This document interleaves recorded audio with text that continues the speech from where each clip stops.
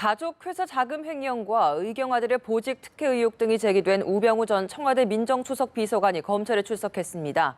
우 전 수석은 성실히 조사를 받겠다고만 답했을 뿐 최순실 씨와 관련한 질문엔 입을 열지 않았습니다. 네, 검찰로 가보겠습니다. 이재동 기자, 출석 상황부터 정리해 주시죠. 네, 우병우 전 청와대 민정수석은 출석 예정 시간을 맞춰 오전 10시쯤에 이곳 서울중앙지검에 모습을 드러냈습니다.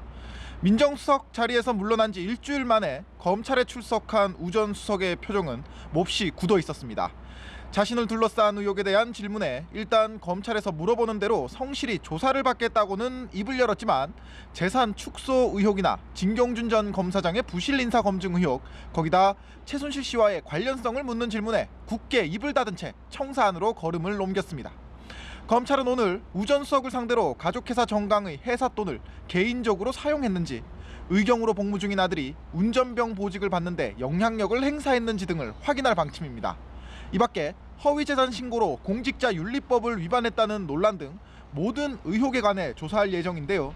하지만 그동안 특별수사팀의 우 전 수석 수사를 놓고 봐주기 의혹이 있는 등 논란이 계속해서 있어 왔기 때문에 의혹들이 속 시원히 풀릴 수 있을지는 좀 더 두고 봐야 할 것 같습니다. 검찰은 이번 주 중에 수사를 마무리하고 법리 검토를 거쳐 기소 여부를 결정할 것으로 보입니다. 네, 최순실 게이트 관련 수사 소식도 좀 살펴보겠습니다. 오늘 새벽 핵심 관계자인 안종범 전 청와대 정책조정수석, 또 정호성 전 부속비서관이 구속됐죠. 네, 그렇습니다. 법원은 오늘 새벽 두 사람에 대한 구속영장을 나란히 발부하면서 범죄 사실이 소명된다는 이유를 공통적으로 밝혔습니다.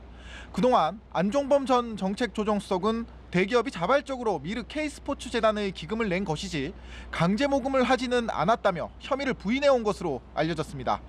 그러나 법원이 범죄 사실의 소명을 인정하면서 두 재단을 둘러싼 검찰 수사가 이미 상당히 진척된 것으로 풀이됩니다.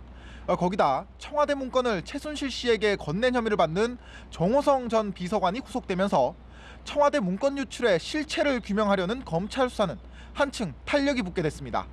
두 사람에 대해 최장 20일의 수사 기한을 확보한 특별수사본부는 오늘도 오후부터 두 사람을 구치소에서 불러 범죄 행위에 박근혜 대통령의 지시나 묵인이 있었는지를 확인할 방침입니다.